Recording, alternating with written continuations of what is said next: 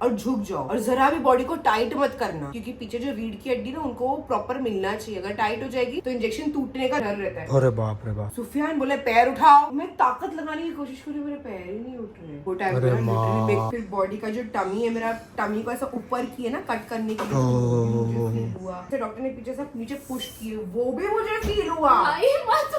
Hello everyone, अस्सलाम वालेकुम। स्वागत है आप सभी का नियान की नोक बड़ी छोटी सी दुनिया में। मैं आज इतना लेट उठाऊं गाइस। कितने बजे उठाऊं मत देख लो गाइस। 7:30 बजे मैं उठाऊं, आधा घंटा हुआ मुझे रेडी होके। क्यों मैं लेट उठाऊं? क्योंकि गाइस जो बेबी आया है हमारा जोहान, उसका जो रूटीन है गाइस वो ऐसा हो गया कि वो रात भर जागता है, दिन भर सोता है। तो गाइस हम लोग को भी साथ में उसके रात भर जागना पड़ता है। सुबह के गाइस 12 बजे मैं सोया हूँ दोपहर के। तो मैं बोला कि चलो ठीक है, अपने बच्चे के लिए इतना तो कर ही सकते। और गाइस सुबह सुबह अभी जो है वो बेबी की मालिश शुरू हुई है गाइस। तो बेबी की मालिश वाली जो आंटी है उन्होंने कहा है कि बेबी के लिए कुछ सामान चाहिए। तो कहा बेबी के लिए सामान चाहिए हम लोगों को, कोकोनट तेल चाहिए, जायफल, माइफल, धुआड़ी, सिक्सा, पता नहीं क्या क्या। तुमको पता है ये सब क्या होता है? कहाँ मिलता है सब कुछ मिल जाएगा। वो तो बोले कि अपना नल बाजार में मिलेगा। चलो ठीक है, फटाफट गए चलते हैं मम्मी के साथ में। जो घसाई है हाँ वही वो सब चाहिए। चलो ठीक है। सो गाइस फाइनली हम लोग आ चुके हैं यहाँ पर तेल निकलवाने के लिए। तो मम्मी इतना निकलवा रहे? 1 किलो खोपरा लेंगे तो 400 ग्राम तेल लेंगे। हाँ भाई, इसमें तेल निकलता है क्या? अपने सामने निकालेंगे? हाँ। तो अभी रुकू के जाएंगे, रुक के देख के जाता है ना कैसा तेल निकलता है। गाइस पहली बार देख रहा हूँ मैं भी, है मुझे भी नहीं पता। यहाँ पर बहुत सारे तरीके अलग अलग निकलते हैं यार। यहाँ पर लिखा भी है अमेरिकन, आंवला, अनीसीड, जासमिन, मतलब हर तरीके का तेल निकालते हैं यार। इंसान का भी तेल निकाल देते क्या? सो गाइस हमें ऑलमोस्ट सब चीजें वो दुकान पे मिल गई है, बट कुछ चीजें हमें वहाँ नहीं मिली तो हम यहाँ पर लेने हैं। यहाँ पर ममरी बादाम दिमाग बचपन में मतलब बच्चों को बादाम खिलाएंगे, गुट्टी पीस के पिलाएंगे। पिलाते? अरे ऐसा अलाउड है क्या पिलाना? वो जायफल और खारा तीनों को घसने का और सूखा सा पिलाने का। तो गाइस हम लोगों को बहुत अजीब अजीब चीजें चाहिए जो उसके नाम में पहली बार सुना हो। जायफल, माइफल, खारा, ममरा बादाम, सिक्सा और क्या था, कोकोनट तेल और भी दो, धुआड़ी क्या होती है? वो बच्चे को ना जब निलाते ना तो बाल सब करते गरम गरम सेक कर। गरम सेक, माँ कसम, ये सब बचपन में साथ भी हुआ था क्या? क्या बात कर रहे हो? सही में? तो सबको करते, मालिश वाले आते हैं और सबको करते। ये पत्थर भी चाहिए हमें। पत्थर क्या काम आता है? इस पे घसेंगे ना बच्चों को। इस पे घसने का? बच्चों को इस पे घसेंगे? नहीं ना, माँ का दूध लेंगे, उसके अंदर माँ का दूध इसमें डालेंगे, इसमें बादाम घसेंगे, काजू को घसेंगे और जायफल सा चम्मच में आएगा वो उसको पिलाएंगे। तो गाइस हमारा सारा सामान मिल चुका है। 3 नंबर के काढ़े, 1 2 3, पत्थर, ममरा बादाम, चारोली, खारा, जायफल, माइफल, सिक्सा और दुआड़ी। ठीक है, डन। तो गाइस मैं दूसरी दुकान में सामान लेने गया था, तो यहाँ पर अंकल रुका के रखे थे, बोले आप वीडियो निकालना देखने के लिए तेल कैसा बनता है। तो मैं खोपड़ा डाल दिया इसके अंदर। यहाँ पे प्रोसेस हो गया है चालू। ठीक है, अभी ये घुमाएंगे और यहाँ से आएगा तेल। गाइस देखो तेल आना हो गया है शुरू। फाइनली हमारा जो तेल है वो निकल गया और मेरा भाई बेचारा पूरा पसीने में लथपथ हो गया। भाई क्या मेहनत किया है मेरे बच्चे के लिए तूने, वाह।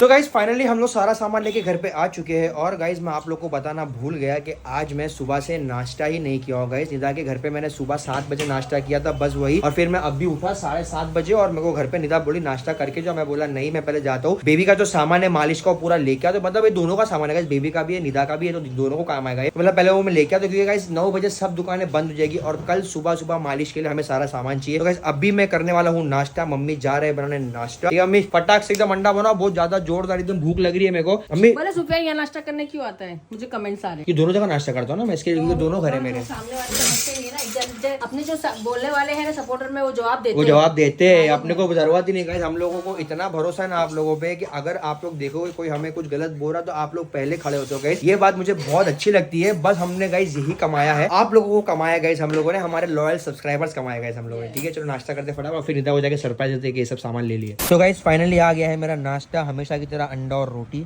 तो गाइस फाइनली मेरा नाश्ता वगैरह हो चुका है और अब निकलते हैं यहाँ से सारा सामान लेके, जो कि सामान यहाँ पे पड़ा हुआ है, निदा को देते हैं। तो चलो अम्मी मिलते हो इंशाल्लाह। जोहान तुमको याद करा था, वीडियो कॉल में बात तो करी। हाँ मैं करवाता हूँ घर जाके। दादी मैं क्या अच्छा हूँ दादी मैं कच्चा हूँ, हाँ कुछ भी बोलते वो बड़े हो गए अम्मी भी।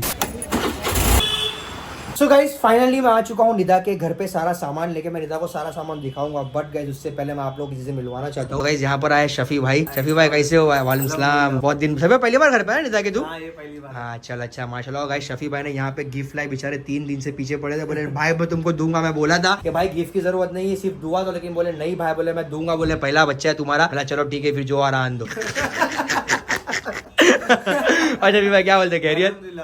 सर गाइस मैंने आप लोग को बताया था कि गाइस हमारे 3-4 दोस्त हैं जो गाइस बहुत साथ दिए हम लोगों का, जैसे कि शफी भाई है, अरमान है, अरसलान भाई है, आरती है और हमारे सब दोस्तों के गाइस मतलब बहुत साथ दिए गाइस, बहुत साथ, खास करके अरसलान भाई, शफी और अरमान, ये 3 लोगों ने बहुत ज्यादा, मतलब दिशान तो आता था तभी ना, ये लोग अपने लिए स्पेशली आते थे, दिशान तो आता ही था बट ये लोग ज्यादा आते थे, बहुत मजे किए, बहुत मजे किए गाइस हम लोगों ने। जोहान की ना गाइस लिटरली मैं बता रहा हूँ चांदी हुई है, और हमारे घर के सामने भी हमारे जो नेबर है उन्होंने भी आज जोहान के लिए गिफ्ट ला के दिया माशाल्लाह, ये वाला, मतलब हम लोगों को कुछ खर्चा करने की जरूरत ही नहीं पड़ी। सभी को बताओ जरा क्या लाया? ओ ब्लैक कलर, सभी भाई पहचानते हैं।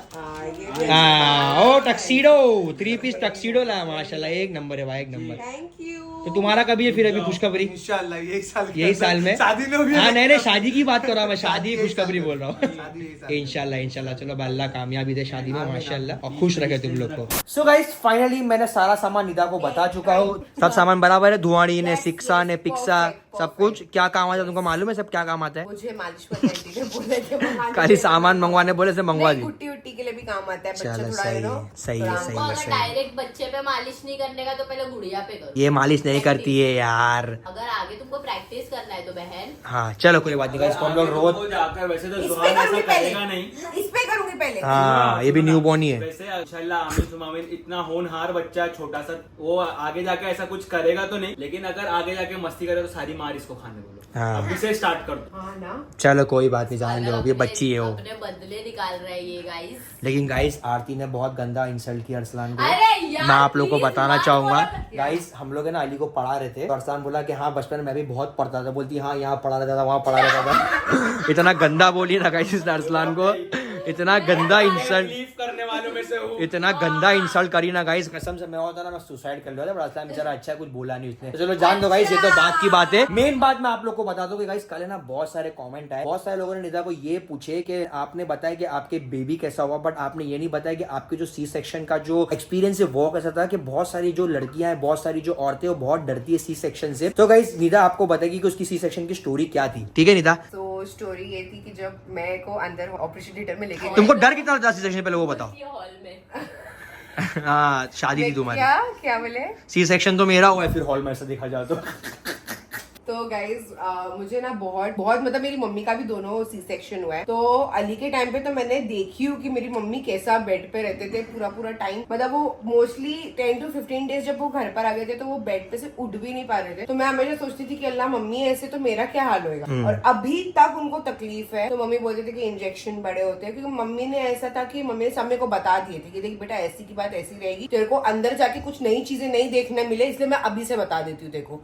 तो और फिर बाद में नौशीन से भी मैंने एक्सपीरियंस ले ली थी, तो उसने भी बताई। फिर ऐसे बहुत सारे दोस्त है जो उसने बताया कि इंजेक्शन इतना बड़ा होता है जो रीढ़ की हड्डी में पीछे मारते हैं, और फिर बाद में आधी बॉडी सुन्न हो जाती है, आधे आप होश में रहते हो, आपको पता लग रहता है कि आपके बच्चे को लोग पुश कर रहे, तो वो बेबी बाहर कैसा निकल रहा है, थोड़ा मतलब फील होता है कि बॉडी हिलाते यहाँ से वहाँ, तो वो भी फील होता है। तो निदा पूरा 9 महीना तुमने ये एक्सपेक्ट किया कि तुम नॉर्मल डिलीवरी होगी, लेकिन जब तुमको पता चला कि तुम्हारा सी सेक्शन होने वाला है, तब तुम्हारा वो क्या था? मेरा वो बहुत ज्यादा वो हो गया था। हाँ। मतलब मेरा बीपी बहुत ज्यादा हाई हो गया था, मैं बहुत डर गई थी। मैं बोल रही हूँ ना कि तुमने मेरे डर को बहुत ज्यादा हिम्मत दी है मुझे, कि मैं मतलब ये एक ही कॉन्स्टेंट बोलता था कि बेबी को कुछ भी हो जाएगा, नहीं अगर तुम डरोगे तो, तुम अगर हिम्मत अपने आप को दोगे तो बेबी को हिम्मत आएगी, तो सब कुछ अच्छे से हो जाएगा, नॉर्मल हंसते गए थे उधर, जैसे गई थी अंदर। मेरे को मालूम है मेरे साथ क्या हो रहा था। मैं एटलीस्ट तुमने वो रखे। तो सबसे पहले दिमाग चालू कर दी थी। सबसे पहले तुम्हारे दिमाग में क्या ख्याल आया जब तुमको पता चला तुम्हारा सी सेक्शन है? मुझे लिटरली इतना वो टाइम पे बस मैं एक ही चीज को लेके डर रही थी कि बेबी को कुछ नहीं होना चाहिए, बस वही मेरा एक दिमाग में तुम्हारे हिम्मत का पॉइंट वही था। हाँ, वही हिम्मत का पॉइंट था कि बेबी के लिए सोचना है, बेबी को कुछ ना हो जाए। और सी सेक्शन में इंजेक्शन से मुझे बहुत डर लगती, तो मैं बस वो चीज मेरे दिमाग में चल रही थी। कटने कुटने का असर नहीं था, बस इंजेक्शन वाला पार्ट। फिर क्या हुआ? पूरी जिंदगी भर ये दर्द हो जाता है। मैं हंसते हंसते अंदर चली गई, फिर उसके बाद अंदर जाने के बाद मेरी कपकपी चालू होना चालू हो गई। मैं बोली कि कोई नहीं है अभी, और मेरे को एक तो ऑपरेशन थिएटर के बाहर बैठा के रखे, बताओ। मतलब अंदर 2-3 ऑपरेशन थिएटर्स थे, तो मैं जब मेन दरवाजे से अंदर गई तो 3-4 और थे, तो मुझे यहाँ पे कोने में बिठा के रखी कि तुम्हारे नंबर आएगा। अब मैं यहाँ से वहाँ सबको अचानक से, मतलब कोई ओटी में किसी का कुछ तो प्रॉब्लम हो गया था, तो सारे डॉक्टर यहाँ से वहाँ भाग रहे, लिटरली 4-5 लोग यहाँ वहाँ भाग रहे और थे। पैनिक हो गए। और मैं बोली अरे ये क्या हो रहा है, ये क्या हो रहा है, ये क्या हो रहा है। तो मैं थोड़ी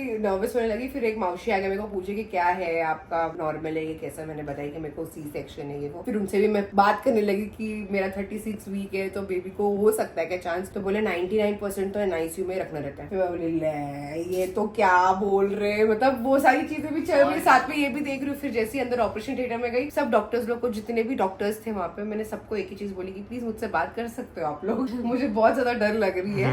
अब मुझे अपने आप को काम करना है, तो ऑब्वियसली मेरे को काम करना है, तो मैं सुफियान से बात करती हूँ, या तो मम्मी से या तो अम्मी से बात करती हूँ। बट अभी कोई भी नहीं, तो मैं डॉक्टर को ही पूछूंगी ना, मैं उनको ही बोलूंगी, मैं नर्स को भी बोल रही हूँ मुझसे बात करते रहो ना प्लीज, मुझे थोड़ा फील गुड होगा। फिर मेरा बीपी चेक करने लगे, तो इतना हाई दिखा रहा है बीपी। हाँ, फिर आगे आगे क्या हुआ बताओ। वो लोग ने जब मेरे को इधर से लेके पूरा नीचे तक कुछ तो लगा रहे थे, हाँ बराबर, बेटाडीन लगा रहे थे, वो लिक्विड आता है बेटाडीन। हाँ, बेटाडीन, इन्फेक्शन नहीं फैले, तो अंदर बाहर से अंदर और नहीं हो जाए, अंदर का बाहर नहीं आ जाए। तो मैं ना, मतलब जब वो लोग लगा रहे थे ना, तो मैं उनको पूछ रही थी कि ये क्या है, क्यों लगाते हैं, क्योंकि मेरे को चाहिए था कि मुझसे वो लोग बात ही नहीं कर रहे थे। फिर बाद में एनेस्थीसिया डॉक्टर आने के लिए वेट कर रहे थे सब लोग, तो सब लगा के सब प्रिपेयर करके रख दिए। फिर एक यूरिन के लिए ट्यूब डाले वो लोग ने कि मेरा यूरिन उसमें ही हो फॉर डायरेक्टली, मतलब मेरे ब्लैडर से जो कनेक्टेड था। और फिर बाद में जब डॉक्टर आए तो मुझसे बात करने लगे, कैसे हो, क्या हुआ। तो मैंने ना एनेस्थीसिया डॉक्टर को बोली कि मुझे ना इंजेक्शन से बहुत डर लगता है, तो आप प्लीज आराम से करोगे। तो पता मुझे क्या बोला अंदर, इससे मैं एकदम साइलेंट हो गई। मुझे बोले माँ बन रही है ना, अब एक इंजेक्शन नहीं खा सकते। अरे माँ, मैं बोली बाप रे, लो कर लो, मैं कुछ नहीं बोलूंगी। आधा तो मैं डर के मारे चुप हो गई थी, मैं कुछ बोलूंगी। टीचर लोग होते ना वैसे, तो फिर मुझसे पूछने लगे तुम्हारी एज क्या है, तुम्हारा पहला बच्चा कैसा है।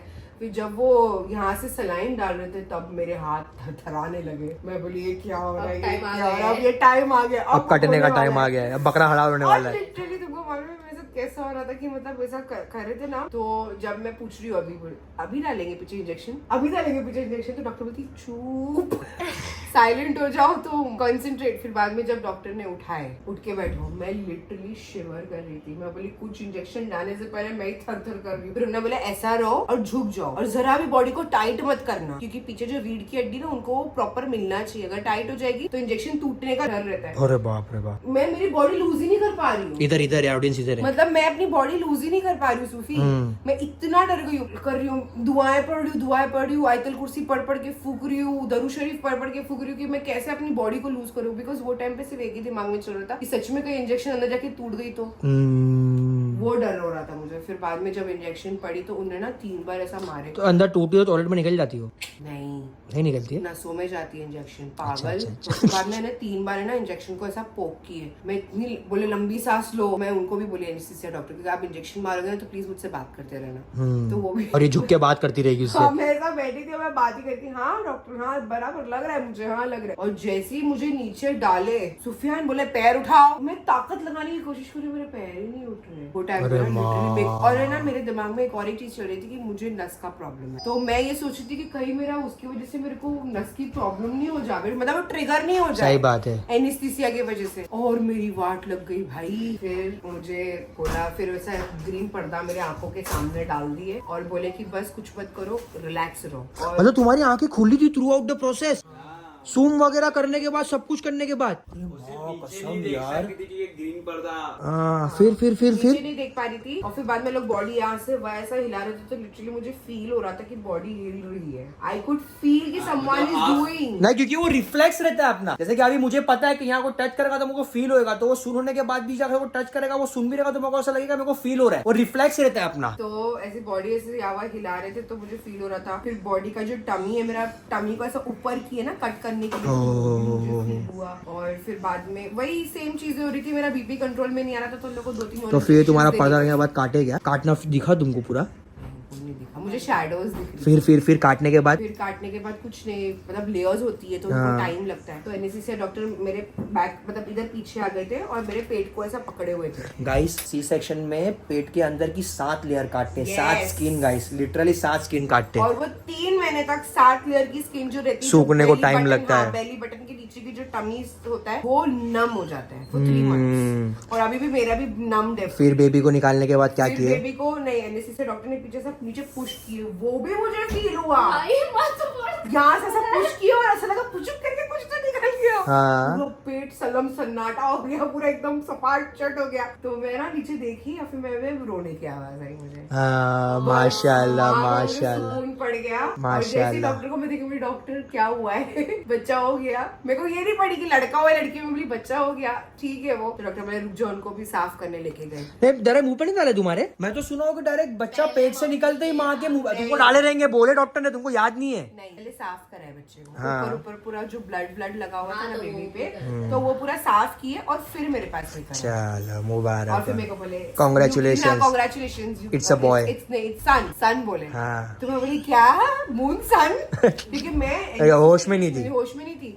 बॉय लड़का हुआ है। तो मैं देखी और मैं बोली अरे बाप रे ये क्या है? माशाल्लाह माशाल्लाह माशाल्लाह, मैं एकदम शॉक हो गई, मेरा बच्चा है। मेरे को ऐसा हो गया था। फिर बाद में क्या सो गाइस, इसके बाद का जो है वो इसके पहले वाले व्लॉग में आप लोग देख सकते हो उसके बाद क्या स्टोरी हुई थी। अब निदा बताएगी कि निदा को अभी क्या प्रॉब्लम्स हो रही है आफ्टर सी सेक्शन, क्योंकि गाइस बहुत सारे लोगों को ये मिथ है कि सी सेक्शन के बाद ऐसा होता है। और गाइस कितने लोग हैं ना अपने अपने घर में अपनी बहुओं को, अपनी बेटियों को ब्लेम करते कि तेरी वजह से सी सेक्शन हुआ, नॉर्मल डिलीवरी हो सकती थी। तो प्लीज गाइस ये सब मत करिए जरा भी आप लोग अपनी बहू के साथ, अपनी बेटियों के साथ में। गाइस जो होता है अल्लाह की मर्जी होती है, डॉक्टर अपनी बेहतरी चाहते हैं। अगर डॉक्टर चाप बोलते हैं कि सी सेक्शन करना पड़ेगा तो गलती उनकी नहीं है गाइस, वो गलती किसी की नहीं है गाइस। उसके नसीब में सी सेक्शन लिखा होगा तो लिखा होगा। क्योंकि आज के डॉक्टर्स है ना गाइस रिस्क नहीं लेना चाहते। अगर रिस्क लेने की वजह से कुछ होगा तो गाइस ब्लेम डॉक्टर पे ही जाएगा। डॉक्टर चाहते कि इससे बेटर है कि सी सेक्शन करके निकाल ले। और गाइस अभी टेक्नोलॉजी इतनी आ गई है ना कि टाके गाइस डिसॉल्विंग वाले आ जाते हैं, टाके ऑटोमेटिक डिसॉल्व हो जाते हैं, निकालने की जरूरत भी नहीं पड़ती। फिर अब तुमको क्या आ रहा है बताओ? चलो अब मुझे सिर्फ बैक में बहुत पेन होता है, पैर हाथ में बहुत दर्द होता है। बट अब ऐसा बोलते हैं कि दिस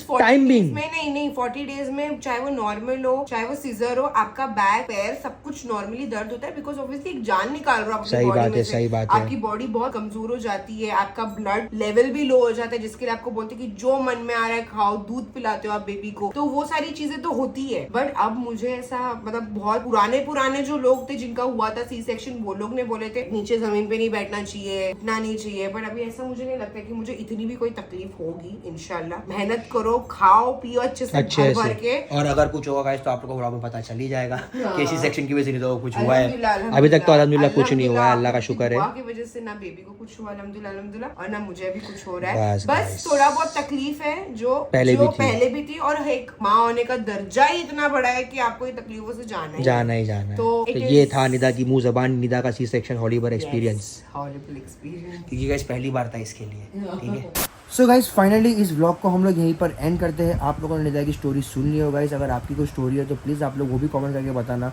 और गाइस हम लोग सोच रहे हैं कि कल की वीडियो में हम लोग जो है हमारी जो गोद भराई हुई थी उसकी हाईलाइट वीडियो आ चुकी है, तो हम लोग सोच रहे हैं कल हम लोग वो अपलोड कर दें हमारे व्लॉग में। तो गाइस प्लीज़ कमेंट करके ज़रूर बताना कि आप लोग को हाईलाइट देखनी है, तो हम लोग कल अपलोड कर देंगे। ओके गाइस, लव यू, अल्लाह हाफिज़, थैंक यू।